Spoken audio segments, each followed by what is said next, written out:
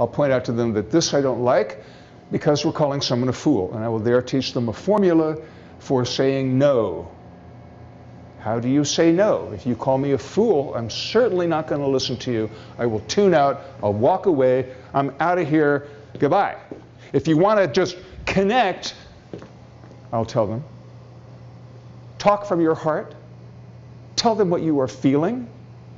Start with an honest compliment. I'll have volunteers come up from the audience. It's fun. Do they give a lot of compliments in your family? No. Well, that's a fine family language. Let's learn a language. I speak French and some German and some Spanish. Let's learn a language where they give praise. Nothing wrong with a family that doesn't give a lot of praise. They raise excellent kids a lot of the time. But let's learn a different family language. How about, who wants to be mom? Mom's here. She comes up. You want to ask mom to quit smoking. Start with a compliment. Well, I like your hairdo. Yeah, how'd that feel, Mom? Well, that felt okay.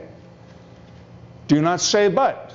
You say, I like your hairdo, but you gave with one hand and you took it right back with that other hand. Use and. Core of the lesson I will teach them, I feel. What do you feel when you see your mother smoking? I will ask her. Well, you got 6 primary colors of your hearts. You have anger, you have sadness, you have joy, you have love, you have fear, and you have shame. What do you feel when you see your mother smoking? Now, a little anger? Yeah, I feel a little anger. It doesn't have to be a temper tantrum. Anger can be, Mom, I feel a little angry that you're smoking in the house.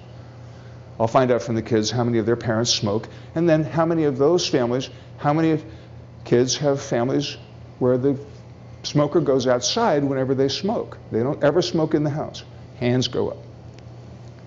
How many kids, mom or dad, smoke in the house whenever they feel like it? Hands go up. So you guys, your first group, put your hands back up. Look around and see how many families there are where they don't smoke in the house ever. So anyway, I feel a little angry, any sadness, yeah, any shame. Sometimes they feel shame. Teenagers, shame. They're ashamed that dad smokes and be seen in public with them. Tell them, I feel afraid. Afraid for your health or hers? Oh, hers. I want her to quit. Well, it could hurt you too. I teach them not to nag their parents to smoke, to quit smoking, because if you ask more than 3 times a year, you're a nag. But you get to be a pest every day about secondhand smoke in the house. So compliment and, not but, I feel. And anger, sadness, joy, what do you got? And your boundary, your limit, the border you put between yourself and another person, I want you to quit, Mom. I want you to smoke outside. And compliment, I love you. And that time you took me to Disneyland makes my heart go pitter-pat when I think about it. Dad, the time you spend with me means the world to me. And I love you so much. And I need you here. And then shut up for 3 or 4 months until you get to ask him again. You get 3 times a year, otherwise you are a yucky, obnoxious nag. What can parents do with kids? Here's my advice.